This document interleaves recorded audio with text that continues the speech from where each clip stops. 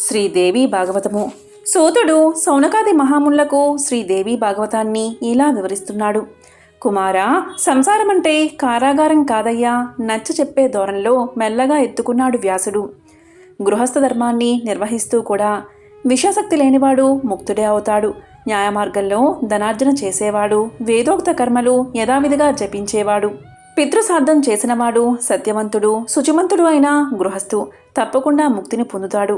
వశిష్ఠాది జ్ఞాన స్వరూపులందరూ గృహస్థ ధర్మాన్ని పాటిస్తున్న వాళ్లే కదా. ఇదేదో చెరసాలే అనుకుంటే వాళ్ళెందుకు ఆచరిస్తారు? అదేకాక ధర్మ విధులైన వారిని ఎవరైనా అడుగు నువ్వు. ఒక ఆశ్రమం నుంచి మరొక ఆశ్రమానికి క్రమంగా వెళ్ళాలి మనిషి. ఆ ప్రకారం బ్రహ్మచర్యాశ్రమం నుంచి గృహస్థ ఆశ్రమంలోకి ప్రవేశించాలి నువ్వు. పెళ్లి చేసుకో, దేవతల్ని సంతృప్తిపరచు, ఆశ్రయించిన వాళ్ళని సంతోషపెట్టు, నువ్వు సుఖపడు, కొడుకుల్ని కను, వాళ్ళు ప్రయోజకులు అయ్యాక వాళ్ళని గృహస్థ ఆశ్రమంలో ప్రవేశపెట్టు. ఆ తర్వాత అడవులకి వెళ్ళి వానప్రస్థ ఆశ్రమాన్ని పాటించు. అది కూడా ముగిసాక సన్యాసం స్వీకరించు. నువ్వింకా తెలుసుకోలేకపోతున్నావు కానీ ఆడది లేని మగాన్ని ఇంద్రియాలు వెక్కిరిస్తాయి, మనసు పిచ్చెక్కిస్తుంది. ముసలితనం వచ్చాకే తపస్సు చేయడం మంచిది. అలా కాని పక్షంలో చాలా అనర్థాలు జరిగే అవకాశముంది. విశ్వామిత్రుడు చూడు, ఎంత దొడ్డ తపస్సు చేశాడో నీకు తెలుసు కదా. ఏమి లాభం? మేనకని చూడగానే ఇంద్రియలోలుడై శకుంతల్ని కన్నాడు. ఆయన దాకా ఎందుకు మీ తాతగారు, అదే మా తండ్రిగారైన పరాశరుడు, దాసరాజు కూతురైన కాలిని చూసి కామంలో కూరుకుపోయాడు.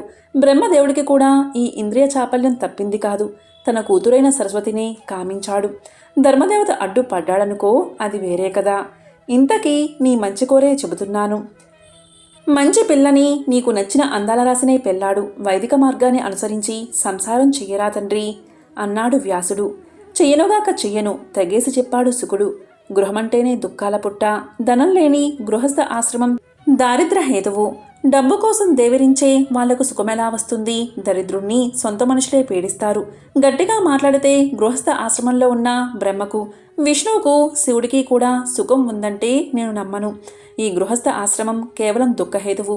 పితృవు ఈ సంసారంలో జన్మ దుఃఖం, జరా దుఃఖం, మరణ దుఃఖం, అనంతరం మలమూత్రపూరితమైన గర్భధాన దుఃఖం, తుష్ట వల్ల దుఃఖం. ఈ సంసారం దుఃఖమే దుఃఖం. ఈ దుఃఖాలంటి కన్నా మరణం చాలా సుఖం. అందున ఈ సంసార పోషణార్థం బ్రాహ్మణుడు బతుకు తెరువు కోసం బుద్ధిబలం ఉపయోగించడం మానేసి దానాల మీద, దక్షిణాల మీద ఆధారపడిపోతాడు. పరాణభుక్తుడిగా మారిపోతాడు. ఇతరుల మీద ఆధారపడి బతికేవాడు రోజు చస్తూ పుడుతూ ఉంటాడు. మహామహా పండితులు సైతం డబ్బులున్న వాళ్ళ వెనకాల తానా తందాన అంటూ తాళం వేయవలసి వస్తుంది. ఒక్క పొట్ట కోసం ఎందుకిన్ని తిప్పలు? ఏయాలకో అలమో దొరకదా?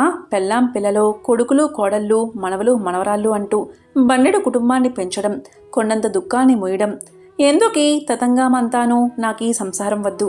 యోగశాస్త్రం చెప్పు. నా మనసు కర్మకాండ మీదకి పోవడం లేదు. ప్రారబ్ధ, సంచిత, వర్తమాన కర్మలు మూడు నాశనమైపోయే దారేదో అది చెప్పు. అంతేకాని సంసారంలోకి మాత్రం తోయకు. నానా, ఆడది జలగలాంటిది. అది మగాడు నెత్తుర్ని పీల్చేస్తుంది. ముద్దు ముద్దుగా మాట్లాడి మనసును దోచేస్తుంది. ముద్దు ముద్దుగా తాకి మోహంలో ముంచేస్తుంది. నిద్ర పోకుండా చేస్తుంది. అష్టకష్టాలు తెచ్చిపెడుతుంది. ఇంతా చేసి మగాడు ఆమె వద్ద ఏ సుఖం కోసం కక్కుర్తి పడతాడో ఆ సుఖం పేరుతో ఆమె అతడి వీర్యాన్ని హరించేస్తుంది. పురుషుణ్ణి వీర్యహీనుణ్ణి చేస్తుంది. దుఃఖం కొని తెచ్చుకోవడానికే ఆడదాన్ని కట్టుకుంటాడు మగాడు. అటువంటి వాడికన్నా మూర్ఖుడు, దౌర్భాగ్యుడు మరొకడు ఉండడు. ఆడదానితో దుఃఖమే తప్ప విడిచి సుఖమనేది ఆవగింజంత కూడా ఉండదు. పరమ వైరాగ్యభావంతో కొడుకు చెబుతున్న మాటలన్నీ విని కంటతడి పెట్టుకున్నాడు వ్యాసుడు. అది చూసి శుకుడు ముక్కున వేలేసుకున్నాడు. ఔరా, వేదాల్ని విభజించినవాడు, పురాణకర్త, మహాభారత ఇతిహాస నిర్మాత అయిన ఈయన కూడా మాయకు లోబడి మోహంలోకి లాగబడి పోయాడు.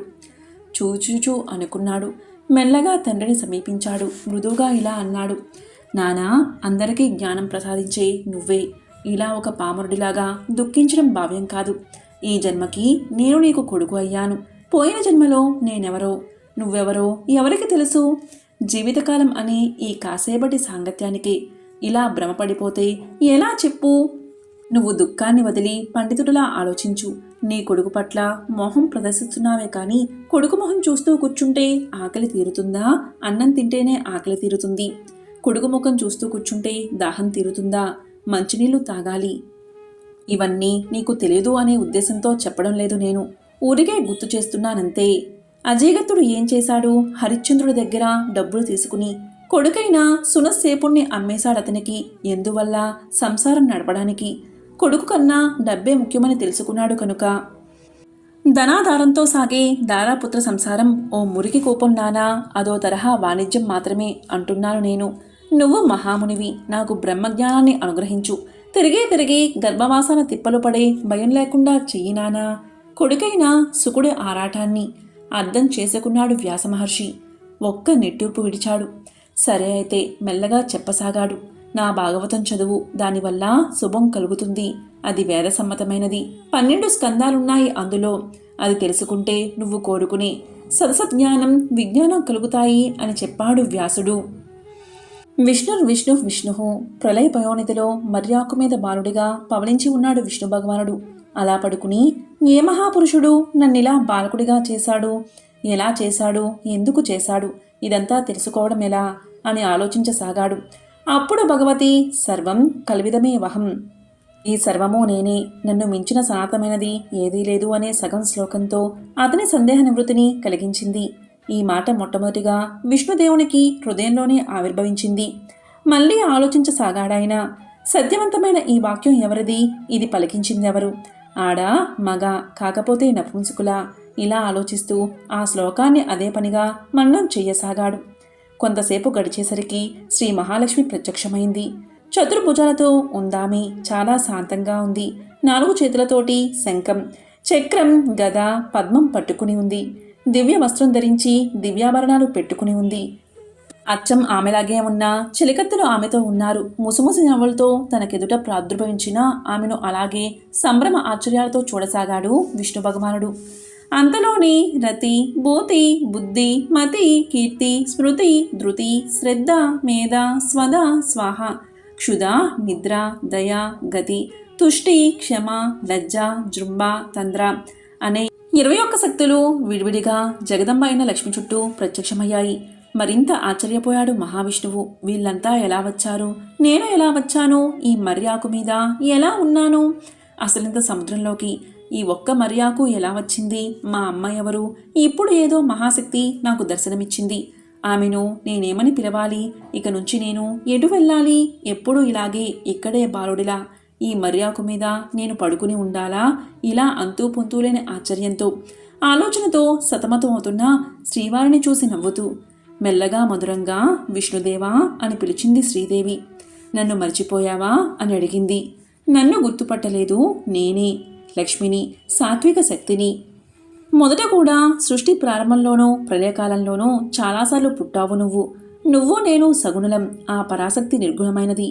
నీ బొడ్డు తామరలోంచి రజోగుణ సంపన్నుడైన బ్రహ్మ పుడతాడు. అతను అన్ని లోకాల్ని సృష్టిస్తాడు. తపస్సు చేసి శక్తిని సంపాదించి రజోగుణంతో ముల్లోకాలలో రక్తవర్ణంగా మార్చేస్తాడు.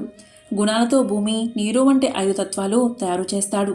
ఇంద్రియాల్ని, మనసుని, ఆత్మని సృష్టిస్తాడు. సృష్టించడం వల్ల తాను సృష్టికర్త అనిపించుకుంటాడు. ఆ బ్రహ్మ సృష్టించిన విశ్వాన్ని నువ్వు పరిపాలిస్తావు. నీకు కోపం వచ్చినప్పుడు నీ బొమ్మముడి నుంచి రుద్రుడు ఆవిర్భవిస్తాడు. అంత గొప్ప తపస్సు చేసి తామసీ శక్తిని పొంది కల్పాంతమన్నప్పుడు విశ్వాన్ని నాశనం చేస్తాడు. ఈ విధంగా సూతుడు సౌనకాది మహాములకు శ్రీదేవి భాగవతాన్ని వివరిస్తున్నాడు. ఓం శ్రీ మాత్రే నమః.